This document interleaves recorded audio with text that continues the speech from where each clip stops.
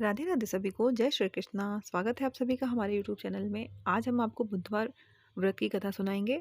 कथा अच्छी लगे तो वीडियो को लाइक करें और चैनल को सब्सक्राइब करें। समतापुर नगर में मधुसूदन नाम का एक व्यक्ति रहता था। वह बहुत धनवान था। मधुसूदन का विवाह बलरामपुर नगर की सुंदर लड़की संगीता से हुआ था। एक बार मधुसूदन अपनी पत्नी को लेकर बुधवार के दिन बलरामपुर गया।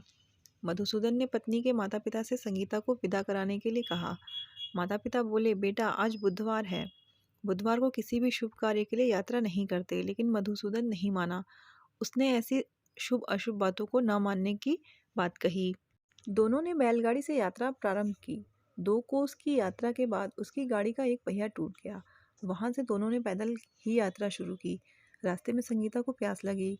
मधुसूदन उसे एक पेड़ के नीचे बैठाकर जल लेने चला गया। थोड़ी देर बाद जब मधुसूदन कहीं से जल लेकर वापस आया तो वह बुरी तरह हैरान हो गया, क्योंकि उसकी पत्नी के पास उसकी ही शकल सूरत का एक दूसरा व्यक्ति बैठा था। संगीता भी मधुसूदन को देखकर हैरान रह गई। वह दोनों में कोई अंतर न कर पाई। मधुसूदन ने उस व्यक्ति से पूछा, तुम कौन हो और मेरी पत्नी के पास क्यों बैठे हो? मधुसूदन की बात सुनकर उस व्यक्ति ने कहा, अरे भाई, यह मेरी पत्नी संगीता है। मैं अपनी पत्नी को ससुराल से विदा कर लाया हूँ, लेकिन तुम कौन हो जो मुझसे ऐसा प्रश्न कर रहे हो? मधुसूदन ने कहा, तुम जरूर कोई चोर या ठग हो। यह मेरी पत्नी संगीता है। मैं इसे पेड़ के नीचे बैठाकर जल लेने गया था। इस पर उस व्यक्ति ने कहा, अरे भाई, झूठ तो तुम बोल रहे हो। संगीता को प्यास लगने पर जल लेने तो मैं गया था। मैंने तो जल लाकर अपनी पत्नी को पिला भी दिया है। अब तुम चुपचाप यहाँ से चलते बनो, नहीं तो किसी सिपाही को बुलाकर तुम्हें पकड़वा दूंगा। दोनों एक दूसरे से लड़ने लगे। उन्हें लड़ते देख बहुत से लोग वहां एकत्र हो गए। नगर के कुछ सिपाही वहां आ गए। सिपाही उन दोनों को पकड़कर राजा के पास ले गए। सारी कहानी सुनाकर राजा भी कोई निर्णय नहीं कर पाया। संगीता भी उन दोनों में से अपने वास्तविक पति को नहीं पहचान पा रही थी। राजा ने दोनों को कारागार में डाल देने के लिए कहा।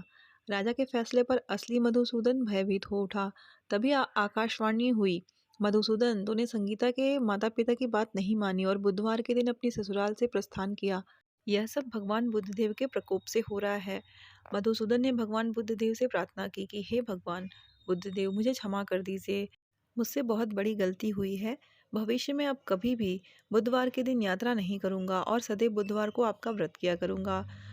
मधुसूदन के प्रार्थना करने से भगवान बुद्ध देव ने उसे क्षमा कर दिया।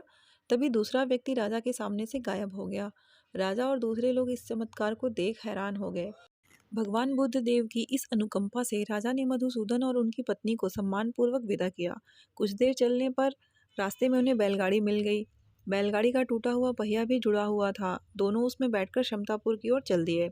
मधुसूदन और उनकी पत्नी संगीता दोनों बुधवार को व्रत करते हुए आनंद पूर्वक जीवन यापन करने लगे।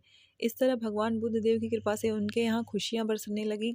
इस तरह जो स्त्री पुरुष विधिवत बुधवार का व्रत करके व्रत कथा सुनते हैं और भगवान बुद्ध देव उनके सभी कष्ट दूर करते हैं।